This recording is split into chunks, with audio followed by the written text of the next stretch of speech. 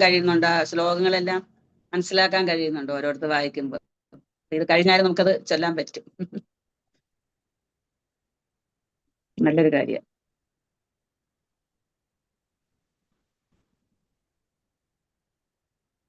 ഹരേ കൃഷ്ണ. ഹരേ കൃഷ്ണ മാതാജി. ഹരേ കൃഷ്ണ. ഓം നമോ ഭഗവതേ വാസുദേവായ.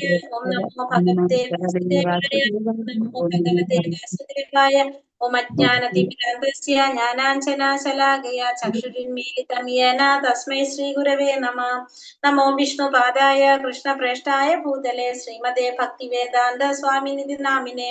നമസ്തേ സാരസ്വതേ ദേവേ ഗൗരവാണി പ്രചാരിണേ നിർവിശേഷ ശൂന്യവാദി പാശ്ചാത്യ ദേശധാരിണേ. ജയ ശ്രീ കൃഷ്ണ ചൈതന്യ പ്രഭു നിത്യാനന്ദ ശ്രീ അദ്വൈത ഗദാധര ശ്രീവാസാദി ഗൗര ഭക്തവൃന്ദ. ഹരേ കൃഷ്ണ കൃഷ്ണ കൃഷ്ണ ഹരേ ഹരേ, ഹരേ രാമ രാമ രാമ ഹരേ ഹരേ. ഹരേ കൃഷ്ണ. ശ്രീ ശ്രീ രാധാ ഗോവിന്ദ് ടെമ്പിൾ ഇസ്കോൺ മാംഗ്ലൂരിന്റെ ഭഗവത്ഗീത ക്ലാസ്സിലേക്ക് എല്ലാവർക്കും സ്വാഗതം. ഹരേ കൃഷ്ണ. എല്ലാവർക്കും പ്രണാമം. നമ്മള് അധ്യായം 7 ജ്ഞാനവിജ്ഞാന യോഗം, അതില് 20 വരെയുള്ള ശ്ലോകങ്ങൾ നമ്മൾ എടുത്തിട്ടുണ്ടായിരുന്നു. എന്തൊക്കെയാ നമ്മൾ പറഞ്ഞത്? അതില് 20 വരെ ശ്ലോകങ്ങളില് ഇതിനെ കുറിച്ചാ പറഞ്ഞിട്ടുണ്ടായിരുന്നത്? 19 വരെ എടുത്തു മാതാജി. 19 വരെ എടുത്തു അല്ലെ? എന്തൊക്കെയാ പറഞ്ഞത് നമ്മൾ ഇന്നലെ? 1 മുതൽ ശ്രവണം കൊണ്ട് ഭഗവാനെ പൂർണ്ണത. ശ്രവണത്തിന്റെ പ്രാധാന്യത്തെ കുറിച്ച് പറഞ്ഞു അല്ലെ? ശ്രവണത്തിലൂടെയാണ് നമുക്ക് എന്ത് ഭക്തിയിലേക്ക് കടക്കാനുള്ള ആദ്യത്തെ സ്റ്റെപ്പാണ് ശ്രവണം എന്ന് പറഞ്ഞു അല്ലെ? ശ്രവണമാണ് നമുക്ക് ഏറ്റവും കൂടുതൽ. ശ്രവണം എങ്ങനെയായിരിക്കണം? നമ്മള് എങ്ങനെയാണ് ശ്രവിക്കേണ്ടത്? പരിശുദ്ധ. അതായത് നമ്മൾ ശ്രവിച്ചിട്ട് ഇതിലെ പോകണം, ഹൃദയത്തിൽ വെക്കണം. എവിടെ വെക്കണം? ശ്രവിച്ചിട്ട് നമ്മള് ഹൃദയത്തിലേക്ക് കൊണ്ടുപോകണം അല്ലെ? നമ്മൾ ഇതിലേ കേട്ടിട്ട് ഇതിലേ കളയല്ല, അല്ലെങ്കിൽ ഇതിലേ കേട്ടിട്ട് വായിൽ കൂടെ കളയല്ല വേണ്ട. നമ്മൾ എന്ത് വേണത്? ഹൃദയത്തിൽ വെക്കണം. അപ്പോഴാണ് അത് എന്താവണത്? ശരിയായ ശ്രവണാകുന്നത്. ശ്രവിച്ചിട്ട് നമ്മളത് നമ്മുടെ ഹൃദയത്തിലാണ് സൂക്ഷിക്കേണ്ടത്. അപ്പൊ നമുക്കെന്ത് സാധിക്കും? ആ ശ്രവണത്തിന്റെ ഗുണം കിട്ടും. അല്ലാതെ നമ്മൾ വെറുതെ ശ്രവിച്ചു എന്ന് പറഞ്ഞാൽ അവിടെ ഇരുന്നിട്ട് കാര്യമില്ല. നമ്മളത് അങ്ങനെ ചെയ്യണം. അപ്പൊ ശ്രവണത്തിന്റെ കഴിഞ്ഞു. പിന്നെ അത് കഴിഞ്ഞിട്ട് ആധ്യാത്മിക ലോകത്തിന്റെ ഭൗതിക ലോകത്തിന്റെയും ഉറവിടം ഭഗവാനാണെന്ന് പറഞ്ഞു തന്നു അല്ലെ? ആധ്യാത്മിക ലോകത്തിന്റെയും ഭൗതിക ലോകത്തിന്റെയും ഉറവിടമാണ് ഭഗവാൻ എന്ന് പറഞ്ഞു. ഭഗവാന്റെ ശക്തികളെ കുറിച്ച് പറഞ്ഞു. ഭൗതിക ശക്തി, പിന്നെ അതുപോലെ തന്നെ ആന്തരിക ശക്തി. അതില് അതാണ് ഭഗവാൻ. അതിന്റെയൊക്കെ ഉറവിടം ഭഗവാനാണെന്ന് പറഞ്ഞു, പ്രപഞ്ചത്തിന്റെ. പിന്നെ അത് കഴിഞ്ഞിട്ട് പിന്നെ ഭഗവാൻ എന്ന് പറഞ്ഞു, ഭഗവാന്റെ വിഭൂതികളെ കുറിച്ചൊരു സൂചന തന്നു കുറച്ച് നമുക്ക് അല്ലെ? ജലത്തിലെ രസം ഭഗവാനാണ്, സൂര്യചന്ദ്രന്മാരിലെ പ്രകാശം ഭഗവാനാണ്. അങ്ങനെ കുറച്ച് സൂചനകൾ നമുക്ക് തന്നു. അതിനുശേഷം നമുക്ക് വേറെന്താ പറഞ്ഞത്? സുഹൃതികളായിട്ടുള്ളവര്, ഭഗവാനെ ഭജിക്കുന്ന സുഹൃതികളായ 4 കൂട്ടരെ കുറിച്ചും ദുഷ്കൃതികളായ 4 കൂട്ടരെ കുറിച്ചും പറഞ്ഞു അല്ലെ? വേറെ അത്രയും പറഞ്ഞു. പിന്നെ അതില് ഭഗവാൻ ഏറ്റവും പ്രിയപ്പെട്ടത് ജ്ഞാനിയാണെന്ന് പറഞ്ഞു. എന്തുകൊണ്ടാണ് ജ്ഞാനി പ്രിയപ്പെട്ടാന്ന് പറഞ്ഞത്? ജ്ഞാനിക്ക് എന്തുമാത്രം ആഗ്രഹമുള്ളൂ? ഭഗവാനെ കുറിച്ച് ഭഗവാന് പ്രിയപ്പെട്ടത്. എന്തുകൊണ്ടാണ് ജ്ഞാനി പ്രിയപ്പെട്ടതാവാൻ കാരണം? എന്തുകൊണ്ടാണ് ജ്ഞാനിയെ പ്രിയപ്പെട്ടെന്ന് പറഞ്ഞത് ഭഗവാൻ? ഉത്തമനായ ഒന്നും, അതായത് ഭൗതികമായ ആഗ്രഹങ്ങളൊന്നുമില്ല. എന്ത് മാത്രമുള്ള അറിയാനായിട്ട് ആഗ്രഹം? ഭഗവാനെ കുറിച്ച് മാത്രം. ഭഗവാനെ കുറിച്ച് അറിയണമെന്ന് മാത്രമേ ആഗ്രഹമുള്ളൂ ജ്ഞാനിക്ക്. അതുകൊണ്ടാണ് ജ്ഞാനി പ്രിയപ്പെട്ടതാണെന്ന് പറഞ്ഞത്.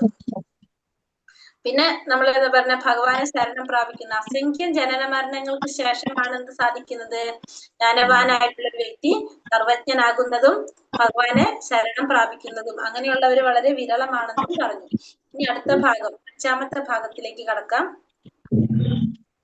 ശ്ലോകം 20 മുതൽ 25 വരെ. ജ്ഞാനമില്ലാത്ത മറ്റുള്ളവര്, ദേവന്മാരെ ശരണം പ്രാപിക്കുന്നവരും അവ്യക്തിഗതവാദികളെ കുറിച്ചാണ് അടുത്ത ഭാഗത്തില് പറയുന്നത്. ഹരേ കൃഷ്ണ. ഓം നമോ ഭഗവതേ വാസുദേവായ. ശ്ലോകം 20. താമസ്തൈസ്തൈർഹൃദജ്ഞാന പ്രപതന്ത്യേന ദേവതഃ തം തം നിയമമാസ്തായ പ്രകൃത്യാ നിയതാ സ്വയഃ. ഭൗതിക അഭിലാഷങ്ങളാൽ അപഹരിക്കപ്പെട്ട ജ്ഞാനത്തോട് കൂടിയവർ ദേവന്മാരെ ശരണം പ്രാപിക്കുന്നു. പ്രത്യേക നിയമങ്ങളും നിബന്ധനകളും അനുസരിച്ച് അവർ സ്വപ്രകൃതിയാൽ ദേവന്മാരെ ആരാധിക്കുന്നു. അപ്പൊ ഈ ഭൗതികമായിട്ടുള്ള അഭിലാഷങ്ങളാൽ അപഹരിക്കപ്പെട്ടവര്, ഭൗതികമായിട്ടുള്ള ആഗ്രഹങ്ങളുള്ളവര് ആരെ ശരണം പ്രാപിക്കും? ദേവന്മാരെ ശരണം പ്രാപിക്കും. പ്രത്യേക നിയമങ്ങളും നിബന്ധനകളും ഒക്കെ അനുസരിച്ച് സ്വപ്രകൃതിയാൽ അവരെന്ത് ചെയ്യും? ദേവന്മാരെ ആരാധിക്കും. കാരണം ദേവന്മാരെ കാരണം ഭൗതിക മാലിന്യങ്ങള് നമുക്ക് തുടച്ചു മാറ്റാത്തോടത്തോളം നമുക്ക് ആരാകാൻ സാധിക്കില്ല, നമുക്കൊരു ഭക്തനാവാൻ സാധിക്കില്ല. കാരണം ഭൗതികമായിട്ടുള്ള നമ്മുടെ ആഗ്രഹങ്ങൾ അല്ലെങ്കിൽ മാലിന്യങ്ങൾ മാറ്റിയാലാണ് നമ്മൾ ആരാകുന്നത്? നമ്മളൊരു ഭക്തനാകുന്നത്. അപ്പൊ നമുക്ക് ഈ ഭൗതികമായിട്ടുള്ള മാലിന്യങ്ങൾ ഉണ്ടെങ്കിൽ നമുക്ക് ആരെ ശരണം പ്രാപിക്കാൻ സാധിക്കില്ല? ഭഗവാനെ ശരണം പ്രാപിക്കാൻ സാധിക്കില്ല. അപ്പൊ നമ്മൾ എന്ത് ചെയ്യും? ഈ ഭൗതികമായ അഭിലാഷങ്ങളൊക്കെ നേടാൻ വേണ്ടിയിട്ട് ദേവന്മാരെയാണ് നമ്മൾ ശരണം പ്രാപിക്കുന്നത്. അങ്ങനെയുള്ളവര് എങ്ങനെയാണ് പറഞ്ഞത്? പ്രത്യേക നിയമങ്ങളും നിബന്ധനകളും അനുസരിച്ച് ദേവന്മാരെ ആരാധിക്കുന്നു എന്നാണ് പറയുന്നത്. ഹൃദജ്ഞാന, ജ്ഞാനം നശിച്ചവൻ. ഹൃദജ്ഞാനം എന്ന് വെച്ചാല് ജ്ഞാനം നശിച്ചവൻ. ആധ്യാത്മിക ബോധം നഷ്ടപ്പെട്ട് ബുദ്ധിഹീനന്മാർ ഭൗതിക വാഞ്ചകളുടെ ക്ഷണിക സാഫല്യത്തിന് വേണ്ടി ദേവന്മാരെ ആരാധിക്കുന്നു. അപ്പൊ ആധ്യാത്മിക ബോധം നഷ്ടപ്പെട്ടിട്ടുള്ളവര്, അവർക്ക് എന്തില്ല? ആധ്യാത്മിക ബോധമില്ല. ആധ്യാത്മിക ബോധം ഇല്ലെന്ന് വെച്ചാല് എന്താണ് നമ്മുടെ ലക്ഷ്യം എന്നുള്ളത് അവർക്ക് അറിയുന്നില്ല. അങ്ങനെയുള്ള ബുദ്ധിഹീനന്മാരെന്ത് ചെയ്യും? ഭൗതികമായിട്ടുള്ള ആഗ്രഹങ്ങൾക്ക് വേണ്ടിയിട്ട്, ആ ക്ഷണികമായിട്ടുള്ള സാഫല്യത്തിന് വേണ്ടിയിട്ട് ദേവന്മാരെ ആശ്രയിക്കും. ഏകയിലെ ഈശ്വര കൃഷ്ണ ആരാസഭ ഭൃത്യ. ചൈതന്യ ചരിതാമൃതം ആദിലീല 5:142 പറയുന്നത് ഭഗവാൻ കൃഷ്ണനാണ് സർവേശ്വരൻ. ആരാണ് സർവേശ്വരൻ? ഭഗവാൻ തന്നെയാണ് സർവേശ്വരൻ. എല്ലാവരും ആരാണ്? ഭഗവാന്റെ ദാസന്മാരാണ്. എല്ലാവരും ഭഗവാന്റെ നിത്യദാസന്മാരാണ്, അല്ലെങ്കിൽ കൃത്യന്മാരാണ് എല്ലാവരും. ഒരു ശുദ്ധ ഭക്തൻ തന്റെ അഭിലാഷ പൂർത്തിക്ക് വേണ്ടി ഒരിക്കലും ദേവന്മാരെ സമീപിക്കാറില്ല. അയാൾ ഭഗവാനെ മാത്രം ശരണം പ്രാപിക്കുന്നു. അദ്ദേഹം എന്ത് നൽകുന്നുവോ അതുകൊണ്ട് നാം മാത്രം തൃപ്തിപ്പെടുന്നു. ഒരിക്കലും ഒരു ശുദ്ധ ഭക്തൻ ആരെ ശരണം പ്രാപിക്കില്ല? ദേവന്മാരെ ശരണം പ്രാപിക്കില്ല. തന്റെ ആഗ്രഹങ്ങൾ നിറവേറ്റാൻ വേണ്ടിയിട്ട് അയാൾ ആരെ മാത്രമേ ശരണം പ്രാപിക്കുള്ളൂ? ഭഗവാനെ മാത്രമേ ശരണം പ്രാപിക്കുള്ളൂ. ഭഗവാൻ എന്താണോ നൽകുന്നത് അതുകൊണ്ട് തൃപ്തിപ്പെടുന്നവനായിരിക്കും ആര്? ഒരു ശുദ്ധ ഭക്തൻ എന്ന് പറയുന്നത്. ഒരിക്കലും ആഗ്രഹ പൂർത്തീകരണത്തിന് വേണ്ടിയിട്ട് ദേവന്മാരെ ശരണം പ്രാപിക്കില്ല.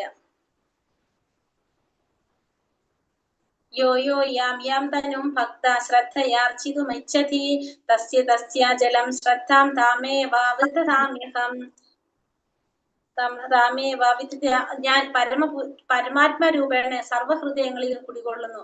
ഏത് ദേവതയെ ആരാധിക്കാൻ ആഗ്രഹിക്കുന്നുവോ ആ പ്രത്യേക മൂർത്തിയിൽ മുഴുവൻ ശ്രദ്ധയും കേന്ദ്രീകരിക്കത്തക്ക വിധം ഒരാളുടെ വിശ്വാസം ഉറപ്പിക്കുന്നത് ഞാനാണ്. അപ്പൊ ഭഗവാൻ പറയാണ്, ഞാൻ ആരാണ്? ഞാൻ എന്ത് ചെയ്യാണ്? പരമാത്മാ രൂപേണ എല്ലാവരുടെ ഹൃദയത്തിലും കുടികൊള്ളുന്നുണ്ട്. ഞാൻ പരമാത്മാവായിട്ട് എല്ലാവരുടെ ഹൃദയത്തിലും ഞാൻ കുടികൊള്ളുന്നു.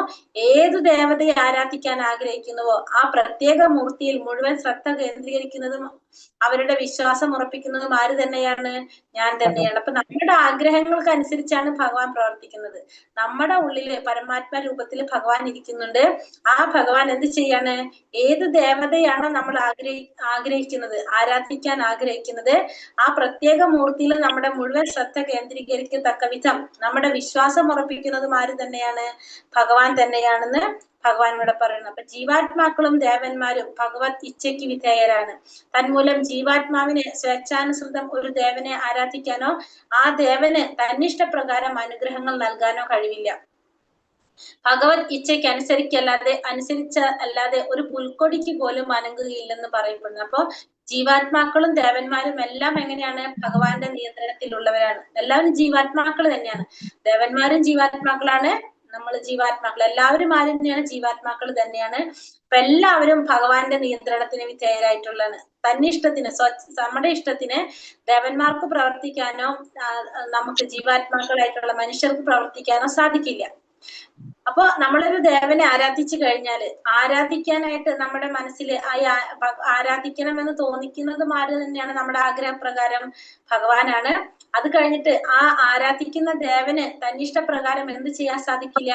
അനുഗ്രഹം നൽകാനും കഴിയില്ല. അതും നൽകണമെങ്കിൽ എന്ത് വേണം? ഭഗവാന്റെ ഇച്ഛയ്ക്ക് അനുസരിച്ച് സാധിക്കുള്ളൂ. അതായത് ഈ ഭൗതിക പ്രപഞ്ചത്തിലായിക്കോട്ടെ ആത്മീയ പ്രപഞ്ചത്തിലായിക്കോട്ടെ അതാണ് ഒരു പുൽക്കൊടിക്ക് പോലും എന്ത് സാധിക്കില്ല? ഭഗവാന്റെ ഇച്ഛയ്ക്ക് അനുസരിച്ചല്ലാതെ അനങ്ങാൻ സാധിക്കില്ല. എല്ലാതും ഭഗവാന്റെ ഇച്ഛയ്ക്ക് അനുസരിച്ച് തന്നെയാണ് നടക്കുന്നത്. സതയാ ശ്രദ്ധയാ യുക്ത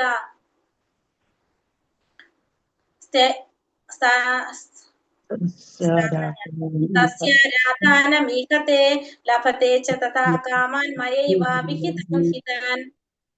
അങ്ങനെ വിശ്വാസമുറച്ച് ഒരു ദേവനെ ആരാധിക്കാൻ മുതിരുന്ന വ്യക്തിക്ക് താൻ ഇച്ഛിക്കുന്നത് കൈവരും. വാസ്തവത്തിൽ ഈ അഭിഷ്ടം നിറവേറ്റുന്നത് ഞാൻ തന്നെയാണ്. അപ്പൊ അങ്ങനെ വിശ്വാസമുറച്ചൊരു ഒരു വ്യക്തിക്ക് ഒരു ദേവനെ ആരാധിക്കാൻ മുതിരുന്ന വ്യക്തിക്ക് താൻ ഇച്ഛിക്കുന്നത് കൈവരും. നമ്മുടെ ആഗ്രഹം എന്താണോ അത് നമുക്ക് കൈവരിക്കാൻ സാധിക്കും.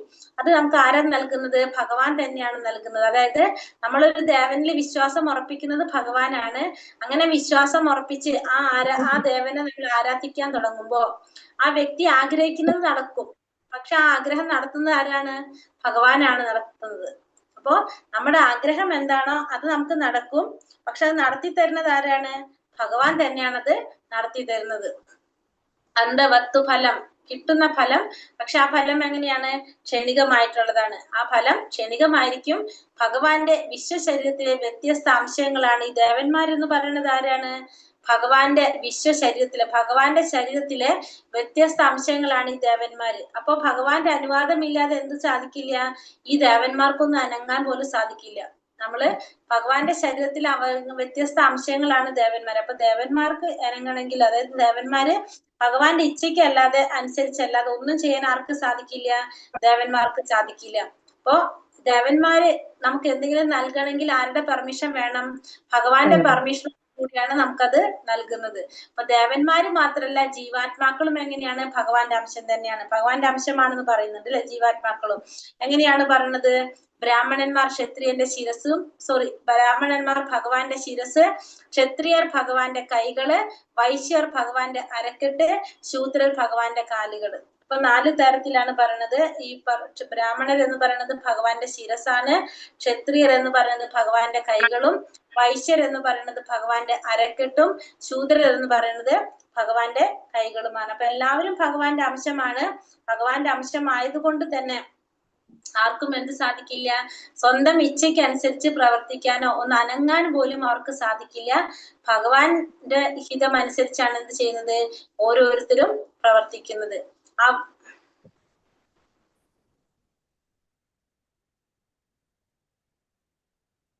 23-ാമത്തെ ശ്ലോകത്തിലില്ല, വിട്ടുപോയിട്ടുണ്ടാവും, വായിക്കാം. അന്തവത്തു ഫലം തേഷാം തത്വവത്യൽപമേധസാം ദേവാൻ ദേവയജോ യാന്തി മത്ഭക്താ യാന്തി മാമപി. മൂഢന്മാരാണ് ദേവന്മാരെ ആരാധിക്കുന്നത്. അവർക്ക് കിട്ടുന്ന ഫലമാകട്ടെ തുച്ഛവും ക്ഷണികവുമാണ്. ദേവന്മാരെ പൂജിക്കുന്നവർ ആ ദേവന്മാരുടെ ലോകങ്ങളിലെത്തും. എന്റെ ഭക്തന്മാരാകട്ടെ പരമോന്നതമായ എന്റെ ധാമത്തിൽ എത്തിച്ചേരുന്നു. അപ്പൊ ദേവന്മാരെ ആരാധിക്കുന്നവർ ആരാണെന്നാണ് ഭഗവാൻ പറയുന്നത്? മൂഢന്മാരാണെന്നാണ് ഭഗവാൻ പറയുന്നത്. അപ്പൊ ദേവന്മാരെ ആരാധിക്കുന്നവര് ദേവന്മാരുടെ ലോകത്തിലേക്കാണ് പോകുന്നത്. ഭഗവാൻ ആരാധിക്കുന്നവരാണെങ്കിലോ ഭഗവാന്റെ ധാമത്തിലേക്ക് എത്തിച്ചേരും. അപ്പൊ ദേവന്മാര് നമ്മൾ ഇവിടെ ഭഗവാന്റെ അംശമാണ്. എല്ലാ ദേവന്മാരും എല്ലാവരും ഭഗവാന്റെ അംശമാണെന്ന് പറഞ്ഞു. പക്ഷെ ആ ദേവന്മാരെ ആരാധിക്കുന്നവർ ആരാണെന്നാ പറഞ്ഞത്? മൂഢന്മാരാണെന്നാണ് പറയുന്നത്. അപ്പൊ നമുക്ക് എന്ത് മനസ്സിലാക്കാം? ഭഗവാനെ ആരാധിച്ചു കഴിഞ്ഞ ദേവന്മാരെ ആരാധിക്കുന്നതിന് തുല്യാണ്. അല്ലാതെ ദേവന്മാരെ ആരാധിച്ചു കഴിഞ്ഞാൽ ഒരിക്കലും എന്താവില്ല? ഭഗവാനെ ആരാധിക്കുന്നതിന് തുല്യമാകില്ല. അപ്പൊ അതുകൊണ്ട് എന്ന് പറയുന്ന മൂഢന്മാരാണ് ദേവന്മാരെ ആരാധിക്കുന്നവര്. അവരെ ആരാധിച്ചു കഴിഞ്ഞാൽ എവിടേക്കാ പോകുന്നത്? അവരുടെ ലോകത്തേക്കാണ് പോകുന്നത്. ഭഗവാനെ ആരാധിച്ചു കഴിഞ്ഞാലാണ് എവിടേക്ക് പോകാം? ഭഗവാന്റെ ലോകത്തിലേക്ക് പോകാനായിട്ട് സാധിക്കുന്നത്. അവ്യക്തം വ്യക്തിമാപന്നം മന്യന്തേ മാമ ബുദ്ധയഃ പരം ഭാവാമജാനന്തോ മമാവ്യയമനുത്തമം. പരമദിവ്യോത്തമ പുരുഷനായ ഞാൻ ഒരിക്കൽ അവ്യക്തിഗതനായിരുന്നുവെന്നും പിന്നീട് വ്യക്തിയായതെന്നും എന്നെ മനസ്സിലാക്കാത്ത മന്ദബുദ്ധികൾ കരുതുന്നു. അക്ഷയവും അത്യുന്നതവുമായ എന്റെ ഉത്കൃഷ്ട സ്വഭാവത്തെ പറ്റി അല്പജ്ഞാനികൾക്ക് അറിഞ്ഞുകൂടാ. അപ്പൊ ഭഗവാൻ പറയാണ്, ഞാൻ ആരാണ്? പരമദിവ്യോത്തമ പുരുഷനാണ് ഞാൻ. പരമദിവ്യോത്തമ പുരുഷനായ ഭഗവാൻ ശ്രീകൃഷ്ണനാണ് ഞാൻ. എന്നെ അവ്യക്തിഗതനായിട്ടും പിന്നെ അതുപോലെ തന്നെ പിന്നീടാണ് വ്യക്തിയായതെന്നും ആര് പറയുന്നു? എന്നെ മനസ്സിലാക്കാത്ത മന്ദബുദ്ധികൾ പറയുന്നു. പക്ഷെ അക്ഷയമായിട്ടുള്ളതും അത്യുന്നതമായിട്ടുള്ള എന്റെ ഉത്കൃഷ്ട സ്വഭാവത്തെ കുറിച്ച് ആർക്കറിയില്ല? ഈ പറഞ്ഞ അല്പജ്ഞാനികൾക്ക് അറിഞ്ഞുകൂടാ എന്ന് പറയുന്നത്. ദേവാരാധകന്മാർ അല്പജ്ഞാനികൾ എന്ന് മുമ്പ് പറഞ്ഞു. ഇനി അവ്യക്തിഗതവാദികളെ പറ്റിയും ഇതുപോലെ പറയുന്നു. അബുദ്ധയ എന്ന് പറഞ്ഞ ബുദ്ധിശൂന്യന്മാരാണ് അവര്. അല്പജ്ഞാനികള് ആണ് ദേവന്മാരെന്ന് പറഞ്ഞു. ഇനി അവ്യക്തികവാദികളെ പറ്റിയും പറയുന്നു. അവരും എങ്ങനെയുള്ളവരാണ്? അവരെ പറ്റിയും ഇത് തന്നെയാണ് പറയുന്നത്. അവര് അബുദ്ധയ ബുദ്ധിശൂന്യന്മാരാണെന്നാണ് പറയുന്നത്. കാരണം അതുകൊണ്ട് അവർക്ക് ഭഗവാനെ കുറിച്ച് അറിയാനായിട്ട് സാധിക്കുന്നില്ല. അവർ ഭഗവാനെ സാധാരണ ഒരു മനുഷ്യനായിട്ടാണ് കാണുന്നത്. അപ്പൊ അവരെങ്ങനെയുള്ളവരാണ്? മനുഷ്യനായിട്ട് കാണുന്ന മൂഢന്മാരാണെന്നാണ് പറയുന്നത്. നാഹം പ്രകാശ സർവസ്യ യോഗമായാസമാവൃതഃ മൂഢോയം നാപി ജാനാതി ലോകോ മാമജമവ്യയം. ബുദ്ധിയില്ലാത്തവർക്കും മൂഢന്മാർക്കും ഞാൻ ഒരിക്കലും പ്രത്യക്ഷനാവില്ല. യോഗമായി എന്ന അന്തരംഗ ശക്തി അവരിൽ നിന്ന് എന്നെ മറച്ചു വെക്കുന്നു. തന്മൂലം അജനും അഭ്യനുമാണ് ഞാനെന്ന് അവർ അറിയുന്നതുമില്ല. അപ്പൊ ബുദ്ധിയില്ലാത്തവർക്ക്, മൂഢന്മാർക്ക് ഞാൻ ഒരിക്കലും എങ്ങനെയാകില്ല? പ്രത്യക്ഷനാവില്ല. യോഗമായി എന്ന അന്തരംഗ ശക്തി എന്ത് ചെയ്യാണ്? അവരിൽ നിന്ന് എന്നെ മറച്ചു വെക്കുന്നു. തന്മൂലം ഞാൻ അജനാണെന്നോ അഭ്യനാണെന്നോ ഒന്നും ആർക്കറിയാൻ സാധിക്കില്ല. ഇത്തരത്തിലുള്ളവർക്കും അറിയാനായിട്ട് സാധിക്കില്ല. കാരണം ഭഗവാനെ ആര് മറച്ചു വെക്കാണ്? ഭഗവാന്റെ ശക്തി, യോഗമായ അല്ലെങ്കിൽ അന്തരംഗ ശക്തി. രാധാറാണി എന്ന് പറയും. യോഗമായ എന്ന് പറഞ്ഞാലും അന്തരംഗ ശക്തി എന്ന് പറഞ്ഞാലും രാധാറാണി എന്ന് പറഞ്ഞാലും ഒക്കെ ആര് തന്നെയാണ്? ഒരാൾ തന്നെ, രാധാറാണിയാണ്. ആ യോഗമായി എന്ത് ചെയ്യാണ്? ഭഗവാനെ മറച്ചു പിടിക്കും. എങ്ങനെയുള്ളവരിൽ നിന്ന്? മൂഢന്മാരിൽ നിന്ന് മറച്ചു പിടിക്കും. ബുദ്ധിയില്ലാത്തവരിൽ നിന്ന് മറച്ചു പിടിക്കും. അവർക്ക് ഒരിക്കലും എന്ത് സാധിക്കില്ല? ഭഗവാനെ കുറിച്ച് അറിയാനായിട്ട് ഉള്ള അവസരം അവർക്ക് കിട്ടുന്നില്ല. അവരെ ഭഗവാൻ മൂഢന്മാരായിട്ടുള്ളവരിൽ നിന്ന്, അവരുടെ ദൃഷ്ടിയിൽ നിന്ന് അന്തരംഗ ശക്തി എന്ത് ചെയ്യും? ഭഗവാനെ മറച്ചു പിടിക്കും. കൃഷ്ണൻ ഈ ലോകത്തുണ്ടായിരുന്നെങ്കിൽ, അന്ന് അവർക്ക് ഏവർക്കും ദൃശ്യനായിരുന്നെങ്കിൽ എന്തുകൊണ്ട് അദ്ദേഹം ഇന്നും ഏവർക്കും പ്രത്യക്ഷീഭവിക്കുന്നില്ല എന്ന് ചിലർ ചോദിക്കാം. വാസ്തവത്തിൽ അദ്ദേഹം എല്ലാവർക്കും പ്രത്യക്ഷീഭവിച്ചിരുന്നില്ല. കൃഷ്ണൻ ഭൂമിയിൽ ഉണ്ടായിരുന്നപ്പോൾ തന്നെ കുറച്ചു പേർ മാത്രമേ അദ്ദേഹത്തെ ഭഗവാൻ എന്ന നിലയിൽ മനസ്സിലാക്കിയിട്ടുള്ളൂ. അപ്പൊ നമുക്ക് ഒരു ചോദ്യം വരാം, അല്ലെ? ഭഗവാൻ ഈ ലോകത്തുണ്ടായിരുന്നപ്പോ അന്ന് എല്ലാവർക്കും ദൃശ്യനായിരുന്നെങ്കിൽ പിന്നെ ഇന്ന് എന്തുകൊണ്ട് അദ്ദേഹത്തെ കാണാൻ സാധിക്കുന്നില്ല? അപ്പൊ എന്താണ്? അന്നും ഭഗവാൻ ഉണ്ടായിരുന്നപ്പോഴും എങ്ങനെയാണ് പറഞ്ഞത്? എല്ലാവർക്കും ഭഗവാനെ കാണാൻ സാധിച്ചിരുന്നില്ല. ഭഗവാൻ പരമദിവ്യോത്തമ പുരുഷനായിട്ട് ഭഗവാൻ അറിയുന്നവർക്ക് മാത്രമാണ് എങ്ങനെ സാധിച്ചിരുന്നത്? ഭഗവാനെ കൃഷ്ണനായിട്ട് അറിയാൻ സാധിച്ചിരുന്നു. അല്ലാത്തവർക്ക് ഭഗവാൻ ആരായിരുന്നു? സാധാരണ ഒരു മനുഷ്യൻ തന്നെയായിരുന്നു. വാസ്തവത്തിൽ അദ്ദേഹം ഭൂമിയിൽ ഉണ്ടായിരുന്നപ്പോൾ തന്നെ കുറച്ചു പേര് മാത്രമേ അദ്ദേഹത്തെ ഭഗവാൻ എന്ന നിലയിൽ മനസ്സിലാക്കിയിട്ടുള്ളൂ. എല്ലാവർക്കും എന്ത് സാധിച്ചിരുന്നില്ല? ഭഗവാനെ മനസ്സിലാക്കാനായിട്ട് സാധിച്ചില്ല. ഭഗവാനെ മനസ്സിലാക്കാനായിട്ട് അല്പബുദ്ധികളായവർക്ക്, അദ്വൈതവാദികൾക്കൊന്നും എന്ത് സാധിക്കില്ല? ഭഗവാനെ കാണാനോ അറിയാനോ സാധിക്കില്ല. ഭഗവാനെ മറച്ചു പിടിക്കുകയാണ് ചെയ്യുന്നത്. അടുത്തത് വ്യാമോഹിതരായിട്ടുള്ള ജീവജാലങ്ങളും ഭഗവത്ജ്ഞാനം കൊണ്ട് ലഭിക്കാവുന്ന മുക്തിയെ കുറിച്ചും ലാസ്റ്റ് ഭാഗത്തേക്ക്. വേദാഹം സമതീതാനി വർത്തമാനാനി അർജുന ഭവിഷ്യാനി ച ഭൂതാനി മാം തു വേദാന കശ്ചന. ഹേ അർജുന, പരമപുരുഷനായ എനിക്ക് പണ്ടുണ്ടായതും ഇന്ന് സംഭവിക്കുന്നതും മേലിൽ വരാൻ പോകുന്നതുമായ എല്ലാം അറിയാം. എല്ലാ ജീവാത്മാക്കളും എനിക്ക് സുപരിചിതരാണ്. പക്ഷെ എന്നെ ആർക്കും അറിയാൻ വയ്യ. അപ്പോൾ അർജുനോട് പറയാണ്, എന്താ പറയണത്? എനിക്ക്, പരമപുരുഷനായ എനിക്ക് പണ്ടുണ്ടായ കാര്യങ്ങളും ഇന്ന് സംഭവിക്കുന്നതും ഇനി നാളെ വരാൻ പോകുന്നതുമായിട്ടുള്ള എല്ലാതും ആർക്കറിയാൻ പറ്റും? എനിക്കറിയാൻ പറ്റും. ഭൂതം, ഭാവി, വർത്തമാനം ഒക്കെ ആർക്കറിയാം? ഭഗവാൻ അറിയാം. എല്ലാ ജീവജാലങ്ങളും ജീവാത്മാക്കളും എനിക്ക് സുപരിചിതരാണ്. പക്ഷെ എന്നെ ആർക്കും അറിയാൻ സാധിക്കില്ല. കാരണം എല്ലാവരുടെ ഉള്ളിലും ആരുണ്ട്? പരമാത്മാ രൂപത്തിൽ ഇരിക്കുന്നുണ്ട് ഭഗവാൻ. അതുകൊണ്ട് തന്നെ എല്ലാവർക്കും സുപരിചിതനാണ് ഞാൻ. പക്ഷെ എന്നെ ആർക്കും അറിയാനായിട്ട് സാധിക്കുന്നില്ല. കാരണം ഭഗവാൻ ആരും നോക്കുന്നില്ലാത്തതുകൊണ്ട് ഭഗവാൻ ആർക്കും അറിയാൻ സാധിക്കില്ല. അവരെല്ലാവരും എന്ത് ചെയ്തുകൊണ്ടിരിക്കുകയാണ്? കർമ്മം ചെയ്യാനുള്ള തിരക്കിലാണല്ലോ. ഒന്നും തിരിഞ്ഞൊന്ന് നോക്കുന്ന പോലെ. നമ്മൾ വൃക്ഷത്തിലിരിക്കുന്ന രണ്ട് പക്ഷികളെ കുറിച്ച് പറഞ്ഞില്ലേ?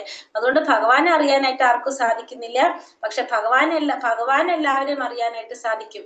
ഭൗതിക ലോകത്തിൽ സൂര്യനെയും ഗ്രഹനക്ഷത്രാദികളെയും ഒപ്പം തന്നെ മേഘങ്ങളെയും നമുക്ക് കാണാൻ കഴിയും. ആകാശത്തിൽ വെച്ച് ചിലപ്പോൾ ഈ തേജോഗോളങ്ങളെ മേഘങ്ങൾ മറയ്ക്കാറുണ്ട്. പക്ഷെ നമ്മുടെ പരിമിത ദൃഷ്ടികളിൽ നിന്ന് മാത്രമേ ഇവ മറയുന്നുള്ളൂ. വാസ്തവത്തിൽ സൂര്യനും ചന്ദ്രനും നക്ഷത്രങ്ങളും മറയ്ക്കപ്പെട്ടിട്ടില്ല. അതുപോലെ മായയ്ക്ക് പരമപുരുഷനെ മറയ്ക്കുവാൻ കഴിയില്ല. തന്റെ അന്തരംഗ ശക്തിയാൽ അല്പബുദ്ധികൾക്ക് അദ്ദേഹം അവ്യക്തനാണ്. അപ്പൊ ഭൗതിക ലോകത്തിൽ സൂര്യനും ചന്ദ്രനും നക്ഷത്രങ്ങളും മേഘങ്ങളും ഒക്കെ ഉണ്ടാവും. ചില സമയത്ത് നമുക്ക് എന്താണ് കാണാൻ, നമുക്ക് അതിനെ മറച്ചു വെച്ചിട്ടുണ്ടാവും, മേഘങ്ങൾ കൊണ്ട് ഇത് മറഞ്ഞു പോകും. അപ്പൊ നമ്മുടെ ദൃഷ്ടിയിലാണ് അത് എന്തിരിക്കുന്നത്, മറഞ്ഞിരിക്കുന്നത്. പക്ഷെ അപ്പോഴും അത് അവിടെ തന്നെ ഉണ്ട്. അതേപോലെ തന്നെയാണ് പരമപുരുഷനായിട്ടുള്ള ഭഗവാനും.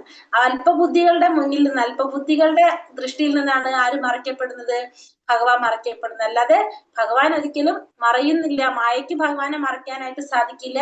പക്ഷെ അല്പബുദ്ധികൾക്ക് എന്തായിട്ട് മാറാണ്, ഭഗവാൻ അവ്യക്തനായിട്ട് മാറാണ് ചെയ്യുന്നത്.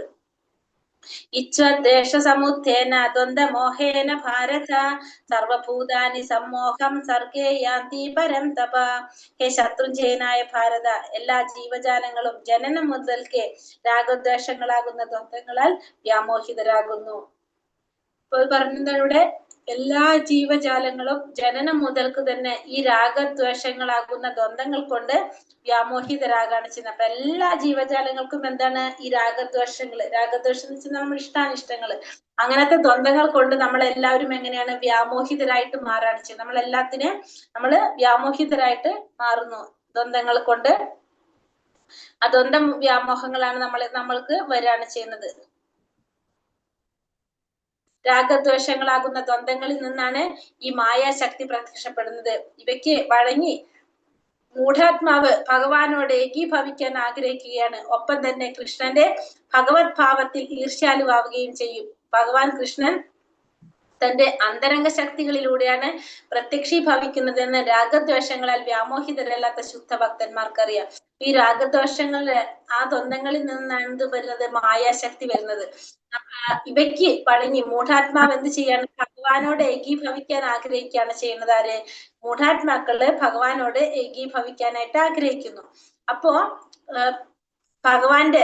ഭഗവത് ഭാവത്തിൽ ഈർഷ്യാലുക്കളാകുകയും ചെയ്യും. അവരെന്താണ്, ഭഗവാനോട് അസൂയ കാണിക്കുകയാണ് ചെയ്യുന്നത്. ഭഗവാൻ ആരാണ്, ഭഗവാൻ എന്ന് വെച്ചാൽ പരമദിവ്യോത്തമ പുരുഷനാണ്. പക്ഷെ ഭഗവാനോട്, ഭഗവാന്റെ ഭഗവത് ഭാവത്തിൽ അവർ ഈർഷ്യാലുക്കളാകുന്നു. ഒപ്പം തന്നെ എന്ത് ചിന്തിക്കുന്നു, ഭഗവാനോട് ഏകീഭവിക്കാൻ ആഗ്രഹിക്കുകയും ചെയ്യുന്നു മൂഢാത്മാക്കള്. പക്ഷെ എന്താണ് ഇവിടെ, ഭഗവാൻ കൃഷ്ണൻ എങ്ങനെയാണ് പ്രത്യക്ഷീഭവിക്കുന്നത്, അന്തരംഗ ശക്തിയിലൂടെയാണ് ഭഗവാനോട് പ്രത്യക്ഷീഭവിക്കുന്നുള്ളത്. ആർക്കറിയാം, ഭക്തന്മാർക്കറിയാം. പക്ഷെ ആർക്കറിയില്ല, ഇത്തരത്തിലുള്ള വ്യാമോഹിതരായിട്ടുള്ള മൂഢന്മാർക്ക് മനസ്സിലാക്കാനായിട്ട് സാധിക്കില്ല. യേശാം ത്വന്തഗതം പാപം ജനാനാം പുണ്യകർമ്മണാം തേ ത്വന്ദമോഹ നിർമുക്തം ഭജന്തേ മാം ദൃഢാവൃതഃ. ജന്മങ്ങളിലും ഈ ജന്മത്തിലും പുണ്യകർമ്മങ്ങൾ ചെയ്തിട്ടുള്ളവർ അവരുടെ പാപഫലങ്ങൾ നിർമാർജനം ചെയ്ത് ഈ ദ്വന്ദ്മോഹങ്ങളിൽ നിന്നും വിമുക്തരാകുന്നു. അങ്ങനെ അവർ ദൃഢനിശ്ചയത്തോടെ എന്റെ സേവനത്തിൽ മുഴുകുന്നു. അപ്പൊ ഈ പൂർവ്വജന്മത്തിലും ഈ ജന്മത്തിലൊക്കെ പുണ്യകർമ്മങ്ങൾ ചെയ്താൽ എന്താ ഗുണം, അവരുടെ പാപങ്ങൾ നിർമാർജനം ചെയ്തുകൊണ്ട് അവർക്ക് ഈ ദ്വന്ദ്മോഹങ്ങളിൽ നിന്നും മുക്തരാകാനായിട്ട് സാധിക്കും.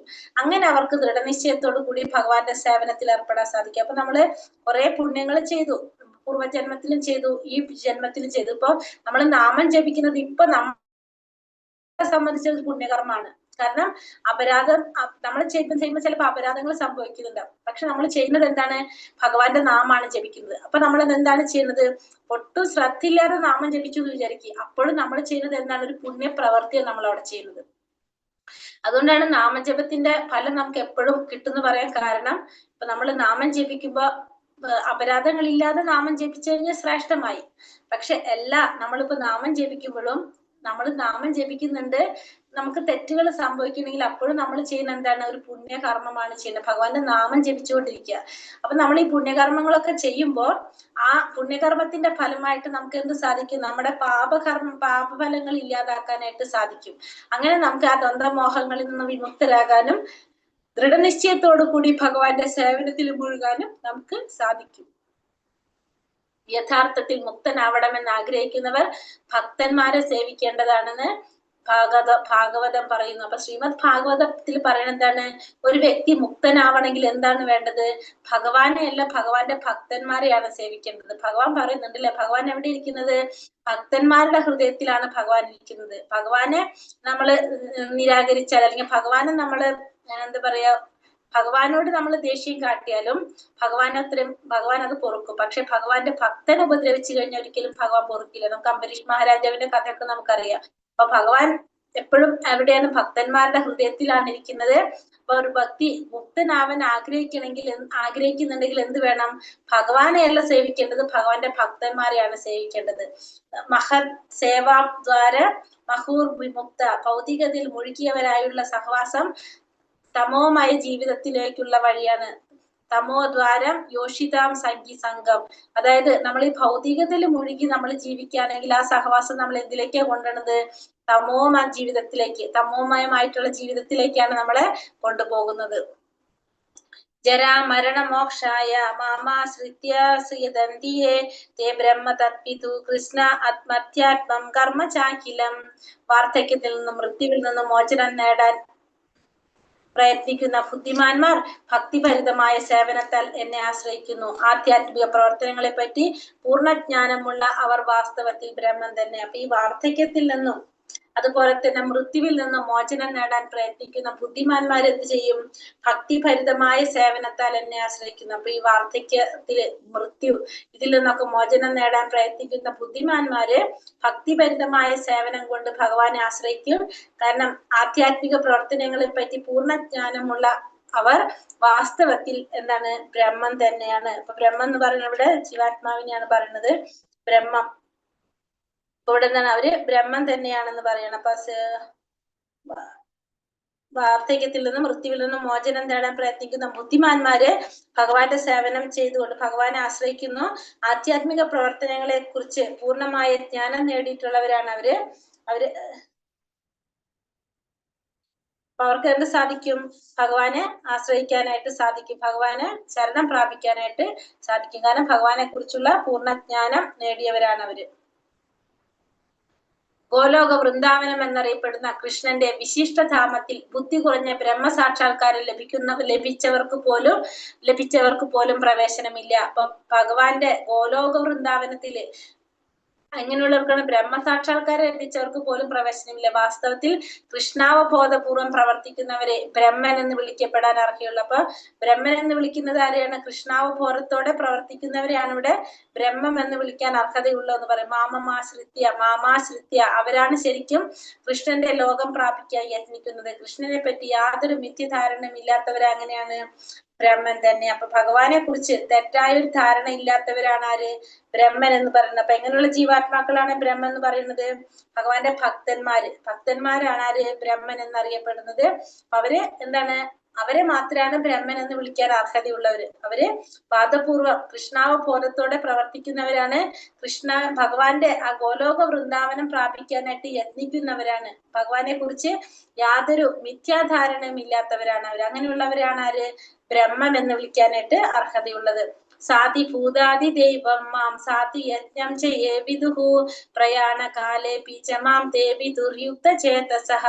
എന്നെ അറിയുകയും എപ്പോഴും എന്നെ കുറിച്ചുള്ള ബോധം പുലർത്തുകയും ചെയ്യുന്നവർ ഭൗതിക പ്രപഞ്ചങ്ങളുടെയും ദേവന്മാരുടെയും സർവയജ്ഞങ്ങളുടെയും നിയന്താവായ ഭഗവാനാണ് ഞാൻ എന്നറിയുന്നവർ മരണസമയത്ത് പോലും എന്നെ സ്മരിക്കും. അപ്പൊ എന്നെ അറിയാം, എപ്പോഴും എന്നെ കുറിച്ചുള്ള ബോധം പുലർത്തുക. എങ്ങനെയാണ് അറിയേണ്ടത്? ഭൗതിക പ്രപഞ്ചത്തിന്റെ നാഥനാണ് ഞാൻ, നിയന്താവാണ് ഞാൻ, ദേവന്മാരുടെയും സർവയജ്ഞങ്ങളുടെയും നിയന്താവാണ് ഞാൻ. അങ്ങനെ ഭഗവാനെ കുറിച്ച് മനസ്സിലാക്കുന്നവർക്ക് മരണസമയത്ത് പോലും എന്ത് സാധിക്കും? ഭഗവാനെ സ്മരിക്കാനായിട്ട് സാധിക്കും. അപ്പൊ ഭഗവാനെ അറിയേണ്ടത് സാധി ഭൂതാദി ദൈവം മാം സാധി യജ്ഞം ചെയ്യേ വിദുഹു പ്രയാണ കാലേ പിച്ചമാം ദേവി ദുർയുക്ത ചേതസ്. അപ്പൊ സാധിഭൂതം ആദി ദൈവം, സാധി ദൈവമായിട്ടും ആയിരിക്കണം ഭഗവാൻ അറിയേണ്ടത്. അങ്ങനെയാണ് ഭഗവാൻ അറിയൂ, എപ്പോഴും എന്നെ കുറിച്ചുള്ള ബോധം പുലർത്തണം. പ്രപഞ്ചത്തിന്റെയും ദേവന്മാരുടെയും യജ്ഞങ്ങളുടെയും നിയന്താവാണ് ഭഗവാൻ എന്ന് അങ്ങനെയായിരിക്കണം എന്ന് മനസ്സിലാക്കേണ്ടത്, ഭഗവാനെ കുറിച്ച് മനസ്സിലാക്കേണ്ടത്. അങ്ങനെയുള്ളവർക്ക് മരണസമയത്ത് പോലും ഭഗവാനെ പ്രാപിക്കാനായിട്ട് സാധിക്കും. അപ്പൊ ഈ അധ്യായത്തില് പല വിഷയങ്ങൾ ഉൾപ്പെട്ടിട്ടുള്ളത് ഏതൊക്കെയാണ് പറഞ്ഞത്? ഒന്ന്, ക്ലേശങ്ങളിൽപ്പെട്ട മനുഷ്യൻ, ജിജ്ഞാസു, ഭൗതിക സുഖങ്ങൾ നേടുന്നവര്. നമ്മൾ പറഞ്ഞല്ലോ, രണ്ട് ദുഷ്കൃതികളെയും സുകൃതികളെയും കുറിച്ച് പറഞ്ഞു, ബ്രഹ്മജ്ഞാനത്തെ കുറിച്ച് പറഞ്ഞു, പരമാത്മാ ജ്ഞാനത്തെ കുറിച്ച്, ഭഗവാനെ കുറിച്ച് അറിഞ്ഞ ബ്രഹ്മം എന്ന് പറഞ്ഞ എന്താണ്? ഭക്തനായിട്ട് ഭഗവാനെ മനസ്സിലാക്കുന്നതാണ് ബ്രഹ്മം എന്ന് പറഞ്ഞു. ബ്രഹ്മജ്ഞാനം, പരമാത്മാ ജ്ഞാനം, ഭഗവാനെ കുറിച്ചുള്ള അറിവ്, ജനന മരണ രോഗാദികളിൽ നിന്നുള്ള മോചനം, ജനന മരണ രോഗാദികളിൽ നിന്നുള്ള മോചനം, ഭഗവത് ആരാധന എന്നിങ്ങനെ പലതും നമുക്ക് ഈ അധ്യായത്തില് പല വിഷയങ്ങളും ഇതിൽ ഉൾപ്പെട്ടിട്ടുള്ളത്. കൃഷ്ണാവബോധം ശരിക്ക് വളർന്നിട്ടുള്ള ഒരാൾ ഈ വ്യത്യസ്തമായ പ്രക്രിയകളെ കാര്യമായി എടുക്കാറില്ല. അയാൾ കൃഷ്ണാവബോധ കർമ്മങ്ങളിൽ ഏർപ്പെട്ടുകൊണ്ടേയിരിക്കും. അങ്ങനെ കൃഷ്ണന്റെ നിത്യദാസൻ എന്ന സ്വാഭാവിക അവസ്ഥയെ പ്രാപിക്കുകയും ചെയ്യും. അപ്പൊ കൃഷ്ണാവബോധത്തിലുള്ള ഒരു വ്യക്തിക്ക് ഈ പറഞ്ഞ പലതരത്തിലുള്ള വ്യത്യസ്തമായ കാര്യങ്ങളൊന്നും കാര്യമായിട്ട് എടുക്കേണ്ടതില്ല. ശരിക്കും വളർന്നിട്ടുള്ള വ്യക്തിക്ക് വ്യത്യസ്തമായിട്ടുള്ള പ്രക്രിയകളൊന്നും എടുക്കേണ്ട, എന്തുമാത്രം ചെയ്താൽ മതി? കൃഷ്ണാവബോധ പ്രക്രിയയിൽ ഏർപ്പെട്ടുകൊണ്ടിരുന്നാൽ മാത്രം മതി. കാരണം ആ വ്യക്തിക്ക് എന്ത് സാധിക്കും? ഭഗവാന്റെ നിത്യദാസൻ എന്ന ആ സ്വാഭാവികമായ അവസ്ഥയെ പ്രാപിക്കാൻ ആർക്ക് സാധിക്കും? കൃഷ്ണാവബോധത്തിൽ പ്രവർത്തിക്കുന്ന വ്യക്തിക്ക് സാധിക്കും. അപ്പൊ അതിനു വേണ്ടിയിട്ട് വേറെ പലതരത്തിലുള്ള പ്രക്രിയകളൊന്നും ആരെടുക്കേണ്ട ആവശ്യമില്ല. ഈ കൃഷ്ണാവബോധത്തിലുള്ള വ്യക്തിക്ക് നോക്കേണ്ട ആവശ്യമില്ല. സ്വാഭാവികമായിട്ടും കൃഷ്ണാവബോധ പ്രവർത്തനങ്ങൾ ചെയ്തുകൊണ്ടിരിക്കുമ്പോൾ ഭഗവാന്റെ നിത്യദാസൻ എന്ന സ്വാഭാവിക അവസ്ഥയെ പ്രാപിക്കാനായിട്ട് ആ വ്യക്തിക്ക് സാധിക്കും. ഹരേ കൃഷ്ണ കൃഷ്ണ കൃഷ്ണ ഹരേ ഹരേ, ഹരേ രാമ രാമ രാമ ഹരേ ഹരേ. വഞ്ചകൽപതരൂപേശ്ച കൃപാ സിന്ധോഭ്യവ ച പതിതാനാം പാവനേഭ്യോ വൈഷ്ണവേഭ്യോ നമോ നമഃ. എട്ടാമത്തെ അധ്യായത്തിൽ ശ്ലോകം ഉണ്ട്, 28 ശ്ലോകണോ?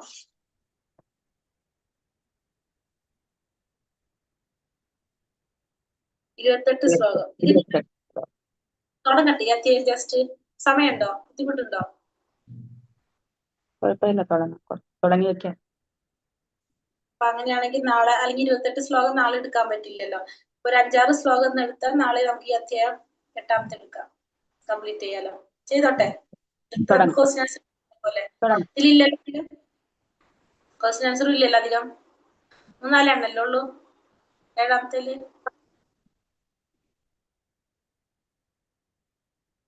ഉണ്ടോ അധികം ചോദ്യം നോക്കാൻ?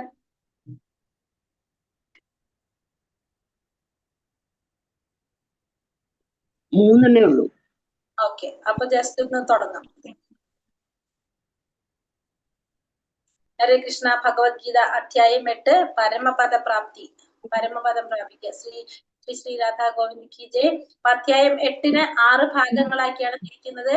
ഒന്ന്, അർജുനന്റെ ചോദ്യങ്ങൾക്ക് ഭഗവാൻ നൽകുന്ന ഉത്തരങ്ങൾ 8:1 മുതൽ 4 വരെ, 5 മുതൽ 8 വരെ മരണവേളയിൽ ഭഗവാനെ സ്മരിക്കുന്നതിനെ കുറിച്ചും, 9 മുതൽ 13 വരെ ഭഗവത് സ്മരണം, ധ്യാനമാർഗത്തിലൂടെ സ്മരണ പരിശീലനം, ഭഗവാനെ സ്മരിക്കുന്നതിനെ കുറിച്ചും, പിന്നെ ശുദ്ധ ഭക്തിയുടെ സേവനത്തെ കുറിച്ചാണ് 14 മുതൽ 16 വരെ, 17 മുതൽ 22 വരെ ഭൗതികവും ആധ്യാത്മിക ലോകത്തിന്റെ താരതമ്യത്തെ കുറിച്ചും മഹാത്മ്യത്തെ കുറിച്ചും, പിന്നെ പരമോന്നത പ്രാപിക്കാനുള്ള ഭക്തിയുടെ പരമാധികാരത്തെ കുറിച്ചാണ് ലാസ്റ്റ് ശ്ലോകങ്ങളിൽ പറയുന്നത്.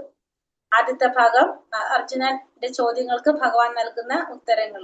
ഇവിടെ ആദ്യം അർജുനൻ ചോദിക്കുന്നതാണ്. അപ്പൊ കഴിഞ്ഞ അധ്യായത്തിന്റെ ആ ലാസ്റ്റ് ശ്ലോകത്തുമെന്നാണ് ഇവിടെ തുടങ്ങുന്നത്. അർജുനൻ ചോദിക്കുന്നത് എന്താണ്? സാധി ഭൂതാദി ദൈവമം സാധി യജ്ഞം ചെയ്യേ വിതുഹു പ്രയാണ കാലേ പീച്ചമാം തേവിതുർയുക്ത ചേതഃ. ഭഗവാൻ എങ്ങനെ അറിയണമെന്ന് പറഞ്ഞു? ഭഗവാൻ ഭൗതിക പ്രപഞ്ചത്തിന്റെ ദേവന്മാരുടെ സർവ്വയജ്ഞങ്ങളുടെ നിയന്താവാണ് ഭഗവാൻ. അങ്ങനെ അറിയുന്നവർക്ക് മരണസമയത്ത് ഭഗവാനെ പ്രാപിക്കാൻ സാധിക്കും എന്ന് പറഞ്ഞു. ഇവിടെ അർജുനൻ അതുമെന്നാണ് ചോദിക്കുന്നത്. അർജുനന്റെ ചോദിക്കുന്നത്, അർജുന ഉവാച കിം തത് ബ്രഹ്മ കിമധ്യാത്മം കിം കർമ്മ പുരുഷോത്തമ അതിഭൂതം ച കിം പ്രോക്ത അതിദൈവം കിമുച്യതേ. അർജുനൻ ചോദിച്ചു, ഹേ പുരുഷോത്തമ, എന്താണ് ബ്രഹ്മം? ആത്മാവെന്നാൽ എന്താണ്? ഫലോദിഷ്ട കർമ്മം എന്നാൽ എന്താണ്? ഭൗതിക പ്രപഞ്ചമെന്നും ദേവന്മാരെന്നും പറയപ്പെടുന്നത് എന്താണ് എന്നാണ് അർജുനനോട് ചോദിക്കുന്നത്. പുരുഷോത്തമ, ബ്രഹ്മം എന്താണ്? ആത്മാവ് എന്താണ്? ഫലോദിഷ്ട കർമ്മം എന്താണ്? ഭൗതിക പ്രപഞ്ചം എന്നറിയപ്പെടുന്നതും ദേവന്മാരെന്ന് പറയപ്പെടുന്നതും എന്താണ് എന്നാണ് ഇവിടെ അർജുനൻ ചോദിക്കുന്നത്. അപ്പൊ വൈദിക നിഘണ്ടു അനുസരിച്ച് മനസ്സ്, ശരീരം, ജീവൻ, ഇന്ദ്രിയങ്ങൾ ഇവയെല്ലാം എന്ത്? ആത്മാവ് എന്ന പേരിന് അനുയോജ്യമാണ്. അപ്പൊ മനസ്സായാലും ശരീരമായാലും ജീവനായാലും ഇന്ദ്രിയങ്ങളെല്ലാം ആത്മാവ് എന്ന പേരിന് അനുയോജ്യമായതെന്നാണ് പറയുന്നത്, നമ്മുടെ ശാസ്ത്രങ്ങൾ അനുസരിച്ച് പറയുന്നത്. എന്താണ് അതിന് ഉത്തരം പറയണത്? പിന്നെ ചോദിക്കുക ഭഗവാനോട്, ഇനിയുണ്ട് ചോദ്യം. അതിയജ്ഞ കഥം ഗോത്ര ദേഹേസ്മിൻ മത് സൂദന പ്രയാണകാലേ ച കഥം ന്യായോ സീനിയതാത്മഭിഹി. മധുസൂദന, ആരാണ് യജ്ഞദേവത? ഈ ശരീരത്തിൽ അദ്ദേഹം എങ്ങനെ കുടികൊള്ളുന്നു? ഭക്തിയുടെ സേവന നിരതരായവർക്ക് മരണവേളയിൽ അങ്ങയെ എങ്ങനെ അറിയാനായിട്ട് സാധിക്കും? അപ്പൊ ഭക്തിയുടെ സേവനം ചെയ്യുന്നവർക്ക് അങ്ങയെ എങ്ങനെയാണ് അറിയാൻ സാധിക്കുന്നത്? യജ്ഞദേവത ആരാണ്?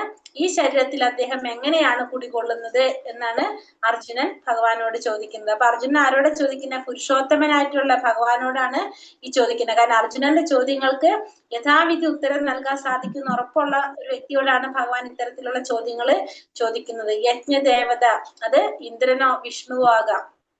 വാസ്തവത്തിൽ സന്ദേഹ സൂചകങ്ങളായി ചോദ്യങ്ങൾ കൃഷ്ണാവബോധമുള്ള ഭക്തനായ അർജുനന്റെ മനസ്സിൽ ഉദിക്കാൻ പാടില്ലാത്തതായിരുന്നു. ഈ സംശയങ്ങൾ രാക്ഷസന്മാരെ പോലെയാണ്. രാക്ഷസന്മാരെ കൊല്ലുന്നതിൽ വിദഗ്ധനാണ് ആര്? ഭഗവാൻ. ഇവിടെ ഭഗവാനെ അതുകൊണ്ട് മധുസൂദന എന്ന് അഭിസംബോധന ചെയ്യുന്നത് തന്റെ മനസ്സിലുറച്ച സംശയങ്ങൾ, അസുരങ്ങളായ സംശയങ്ങളെ കൃഷ്ണൻ നശിപ്പിക്കുമെന്ന് അർത്ഥമാക്കുന്നത്. അപ്പൊ സംശയങ്ങൾ എപ്പോഴും എങ്ങനെയാണ്? ഒരു അസുരനെ പോലെയാണ്. അപ്പൊ അർജുനൻ ഭഗവാനിവിടെ മധുസൂദന എന്നാണ് പറയുന്നത്. അപ്പൊ അർജുനൻ വിളിക്കേണ്ട കാരണം മധു എന്ന രാക്ഷസനെ വധിച്ചത് കൊണ്ടാണ് ഭഗവാന് മധുസൂദന എന്ന പേര് വന്നിരിക്കുന്നത്. അപ്പൊ അതേപോലെ തന്നെ അർജുനന്റെ സംശയങ്ങള് ഒരു രാക്ഷസനെ പോലെയാണ്, അസുരന്മാരെ പോലെയാണെന്ന് പറഞ്ഞു. അപ്പൊ അതിനെ ഇല്ലാതാക്കാനായിട്ട് നശിപ്പിക്കുമെന്നാണ് ആരിവിടെ ചിന്തിക്കുന്നത്? അർജുനൻ ഇവിടെ അർത്ഥമാക്കുന്നത്. അതുകൊണ്ടാണ് അങ്ങനെ ഭഗവാന് മധുസൂദന എന്നിവിടെ സംബോധന ചെയ്യുന്നത്. അപ്പൊ ഭഗവാൻ എന്താ പറയുന്നത്? ശ്രീ ഭഗവാനുവാച അക്ഷരം ബ്രഹ്മ പരമം സ്വഭാവോധ്യാത്മമുച്യത്തെ ഭൂതഭാവോദ്ഭവകരോ വിസർഗ കർമ്മ സംചിതഃ. ശ്രീ ഭഗവാൻ പറഞ്ഞു, അവിനാശിയും അതീന്ദ്രിയനുമായ ആത്മാവാണ് ബ്രഹ്മം. അപ്പൊ ബ്രഹ്മ പറഞ്ഞാൽ എന്താണ്? ആത്മാവിനെയാണ് ബ്രഹ്മ പറഞ്ഞത്. അവിനാശി, ഒരിക്കലും നശിക്കാത്ത അതീന്ദ്രിയനായ ആത്മാവിനെ എന്തു പറയുന്നു? ബ്രഹ്മം എന്ന് പറയുന്നു. ബ്രഹ്മത്തിന്റെ ശാശ്വത പ്രകൃതി അല്ലെങ്കിൽ ബ്രഹ്മത്തിന്റെ സ്വഭാവത്തിന് അധ്യാത്മം എന്ന് പറയുന്നു. പിന്നെ ജീവാത്മാക്കളുടെ ശരീരത്തിന്റെ വികസനത്തിന് വേണ്ടി ചെയ്യുന്ന, ഭൗതിക ശരീരത്തിന്റെ വികസനത്തിന് വേണ്ടി ചെയ്യുന്ന പ്രവർത്തനങ്ങളാണ് എന്ത്? കാമ്യകർമ്മങ്ങൾ. അപ്പൊ 3 കാര്യം പറഞ്ഞു. ആത്മാവ്, ഒരിക്കലും നശിക്കാത്ത ആത്മാവിനെ എന്ത് പറയും? ബ്രഹ്മം എന്ന് പറയും. ആ ബ്രഹ്മത്തിന്റെ ശാശ്വത പ്രകൃതിയെ നമ്മൾ എന്ത് പറയും? അധ്യാത്മം എന്ന് പറയും. ജീവാത്മാക്കള് ആ ശരീരത്തിന്റെ വികസനത്തിന് വേണ്ടി ചെയ്യുന്ന പ്രവർത്തികളെയാണ് നമ്മൾ എന്ത് പറയുന്നത്? കാമ്യകർമ്മങ്ങൾ പറയുന്നത്. അപ്പൊ കാമ്യകർമ്മങ്ങൾ എന്ന് വെച്ചിട്ടുണ്ടെങ്കിൽ നമ്മൾ ആ ശരീരത്തിന്റെ വികസനത്തിന് വേണ്ടി ചെയ്യുന്ന പ്രവർത്തനങ്ങളെല്ലാം, കർമ്മങ്ങളൊക്കെ എന്തിൽ വരെയും? കാമ്യകർമ്മങ്ങളിൽ വരെയും. വൈദിക സാഹിത്യം ജീവാത്മാവിനെ ബ്രഹ്മം എന്ന് പറയും, എന്നാൽ ഒരിക്കലും പരബ്രഹ്മം എന്ന് വിശേഷിപ്പിക്കാറില്ല. അപ്പൊ ജീവാത്മാവിനെ എന്ത് പറയും? ബ്രഹ്മം എന്ന് പറയും. പക്ഷെ പരബ്രഹ്മം എന്ന് പറയുന്നത് ആരെയാണ്? ഭഗവാനെയാണ് പരബ്രഹ്മം, പരമാത്മാവ് എന്ന് പറയുന്നത്. ജീവാത്മാവിന് എപ്പോഴും ബ്രഹ്മം എന്നാണ് പറയുന്നത്. അതിഭൂതം ക്ഷരോ ഭാവ പുരുഷശ്ചാതി ദൈവതം അതിയജ്ഞോഹമേവാത്രേ ദേഹേ ദേഹാഭൃതാംബര. ഹേ ശരീരം കൊണ്ടവരിൽ ശ്രേഷ്ഠനായവനെ, എപ്പോഴും മാറിക്കൊണ്ടിരിക്കുന്ന ഈ ഭൗതിക പ്രകൃതിയാണ് അതിഭൂതം എന്ന് പറയുന്നത്. അപ്പൊ അതിഭൂതം എന്ന് വെച്ചാൽ എന്താണ്? എപ്പോഴും മാറിക്കൊണ്ടിരിക്കുന്ന ഈ ഭൗതിക പ്രകൃതിയെ അതിഭൂതം എന്ന് പറയുന്നു. സൂര്യനും ചന്ദ്രനും ദേവന്മാരും ഉൾക്കൊള്ളുന്ന ഭഗവാന്റെ വിശ്വരൂപം അതിദൈവം എന്നറിയപ്പെടുന്നു. സകല ശരീരങ്ങളുടെയും ഹൃദയത്തിൽ വാണരുന്ന പരമാത്മാവായ ഞാൻ ഭഗവാനാണ് ആരറിയപ്പെടുന്നത്? അതിയജ്ഞൻ എന്നറിയപ്പെടുന്നത്. അപ്പൊ അതിഭൂതം എന്ന് പറഞ്ഞാല് എപ്പോഴും മാറിക്കൊണ്ടിരിക്കുന്ന ഈ പ്രകൃതിയാണ് എന്ത് പറയണത്? അതിഭൂതം എന്ന് പറയണത്. പിന്നെ ദേവന്മാരും എല്ലാവരും ഉൾക്കൊള്ളുന്ന ഭഗവാന്റെ വിശ്വരൂപത്തെയാണ് എന്ത് പറയണത്? അതിദൈവം എന്ന് പറയുന്നത്.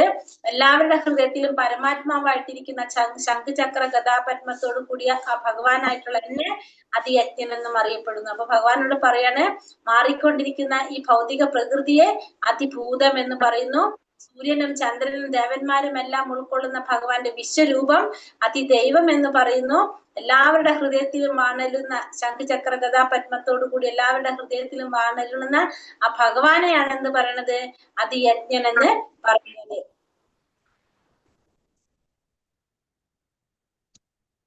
ഇതുകൊണ്ട് എടുത്തിട്ട് നിർത്താം. മരണവേളയിൽ ഭഗവാനെ സ്മരിക്കുന്നതിനെ കുറിച്ചാണ് പറയുന്നത്.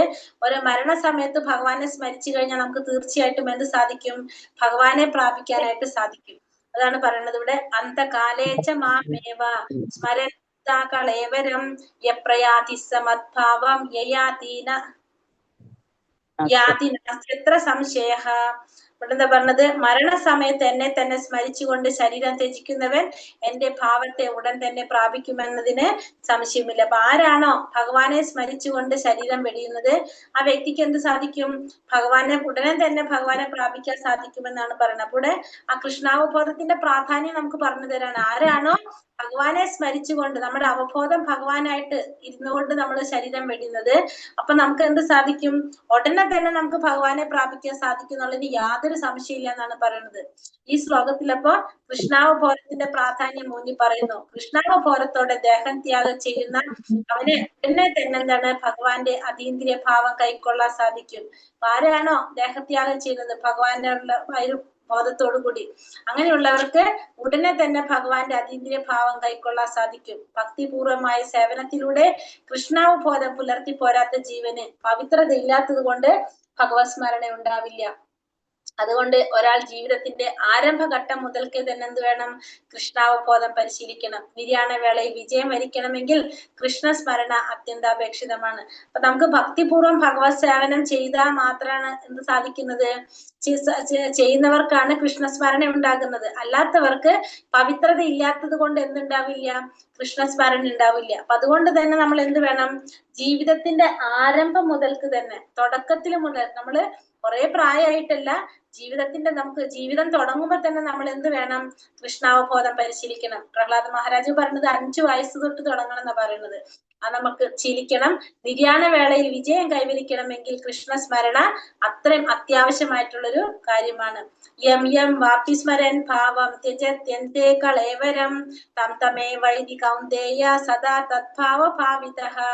എന്തിനെ കുറിച്ചാണോ മരണവേളയിൽ ഒരാൾ സ്മരിക്കുന്നത്, ഹേ കുന്തിപുത്ര, അയാൾ തീർച്ചയായും അതിനെ പ്രാപിക്കും. അപ്പൊ മരണസമയത്ത് എന്തിനെ കുറിച്ചാണ് ഒരാൾ ചിന്തിക്കുന്നത്, തീർച്ചയായിട്ടും അയാൾ എന്താണ്? അതിനെ പ്രാപിക്കാനാണ് അയാൾക്ക് സാധിക്കുക. നമ്മൾ മരണസമയത്ത് എന്താണോ നമ്മൾ ആലോചിക്കുന്നത്, സ്മരിക്കുന്നത്, അയാൾ തീർച്ചയായിട്ടും അതിനെ പ്രാപിക്കും. കൃഷ്ണസ്മരണയോടെ ശരീരം ത്യജിക്കുന്നവർ അതീന്ദ്രിയമായ ഭഗവത് പാദം പോകും. മറ്റേതെങ്കിലും സ്മരണ പുലർത്തിക്കൊണ്ട് മരിക്കുന്നവരാണെങ്കിലോ ഈ അവസ്ഥയിൽ എത്തുകയില്ല. ഇത് സവിശേഷ ശ്രദ്ധയർഹിക്കുന്ന സംഗതിയാണ്. അപ്പൊ നമ്മൾ അത്രയും ശ്രദ്ധിക്കേണ്ട ഒരു കാര്യമാണ് നമ്മളോട് പറയുന്നത്. ഭഗവാനെ സ്മരിച്ചുകൊണ്ടാണ് നമ്മൾ ശരീരം വെടിയുന്നതെങ്കിൽ, നമ്മളെ ദേഹം വെടിയുന്നതെങ്കിൽ സ്വാഭാവികമായിട്ടും നമുക്ക് എന്താണ്?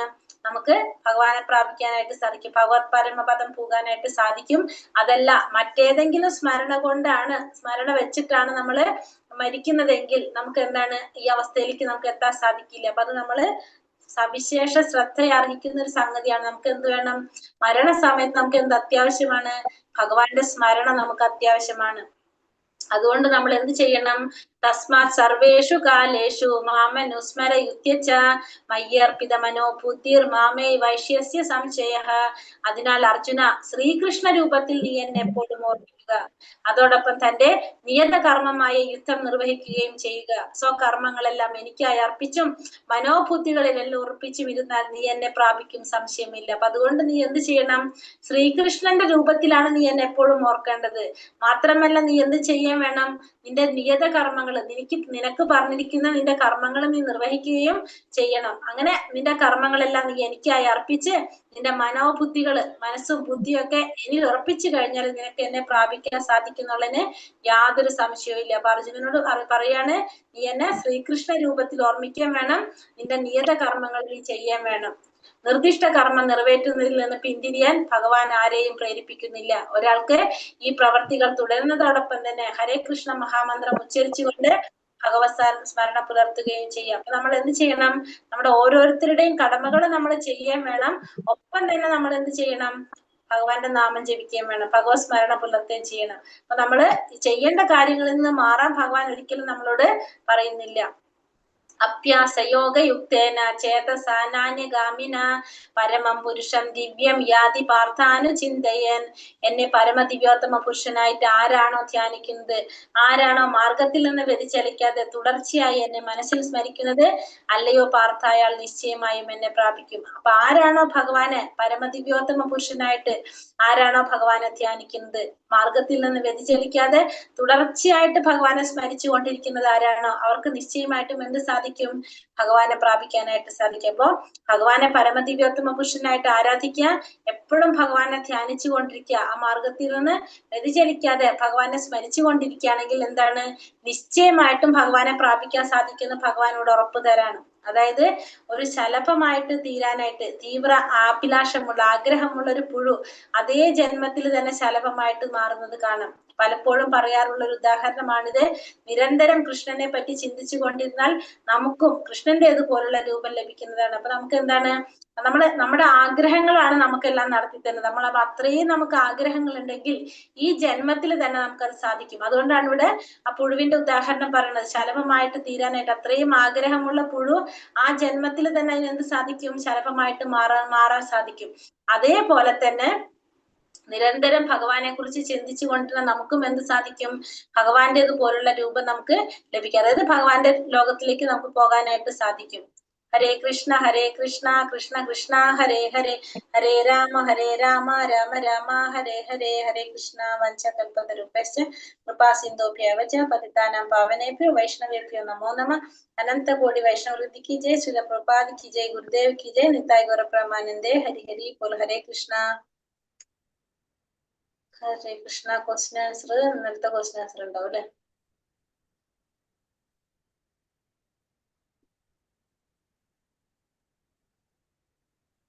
ജീവാത്മാക്കൾ ഭഗവാന്റെ വിശ്വശരീരത്തിൽ അംശമാകുന്നത് എങ്ങനെയാണ്? ആരാണ് ഫസ്റ്റത്തെ? ബ്രാഹ്മണർ ഭഗവാന്റെ ശിരസ്, ക്ഷത്രിയർ കൈകൾ, വൈശ്യർ അരക്കെട്ട്, ശൂദ്ര കാൽപാദങ്ങൾ. അപുത്തയ എന്നാൽ എന്താണ് അർത്ഥം? ബുദ്ധിശൂന്യൻ.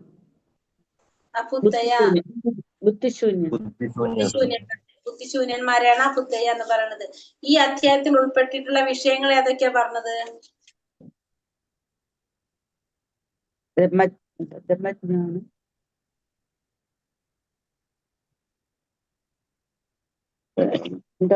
ക്വസ്റ്റ്യൻ എന്താണ്? ഈ അധ്യായത്തിൽ ഉൾപ്പെട്ട അത് സ്ലൈഡിൽ പറഞ്ഞിട്ടുള്ള ബുക്കിൽ ഉണ്ടായിട്ടില്ല തോന്നുന്നത്. ബ്രഹ്മജ്ഞാനം, ക്ലേശകൾപ്പെട്ട മനുഷ്യർ സൗകര്യങ്ങൾ തേടുന്ന ബ്രഹ്മജ്ഞാനം, പരമാത്മജ്ഞാനം, ജനനോപാധികളുടെ മോചനം, ഭഗവത് ആരാധന. അതായത് ഇവിടെ ബുക്കിൽ പറയുന്നത് ഇത്രേ ഉള്ളൂ. സർവശാസ്ത്രങ്ങളും അനുകൂലിക്കുന്ന, അതായത് ലാസ്റ്റത്തിൽ പറയുന്നുണ്ട് ഇവിടെ ഈ അധ്യായത്തിൽ പല വിഷയങ്ങൾ ഉൾപ്പെട്ടിട്ടുണ്ടെന്ന്. ക്ലേശങ്ങളിൽ പെട്ട മനുഷ്യൻ, ജിജ്ഞാസു, ഭൗതിക സൗകര്യങ്ങൾ തേടുന്നവർ, ബ്രഹ്മജ്ഞാനം, പരമാത്മാജ്ഞാനം, ജനന മരണ രോഗാദികളിൽ നിന്നുള്ള മോചനം, ഇതിന്റെയാണ് അത് കൊടുത്തിട്ടുണ്ടായത് അല്ലെ? ഭഗവത് ആരാധന, ഇങ്ങനെ പലതും എന്തിൽ വന്നിട്ടുണ്ട്? ഈ അധ്യായത്തില് പറഞ്ഞിരിക്കുന്നതായിട്ട് അല്ലെ? ലാസ്റ്റ് പാരഗ്രാഫിൽ കേട്ടോ.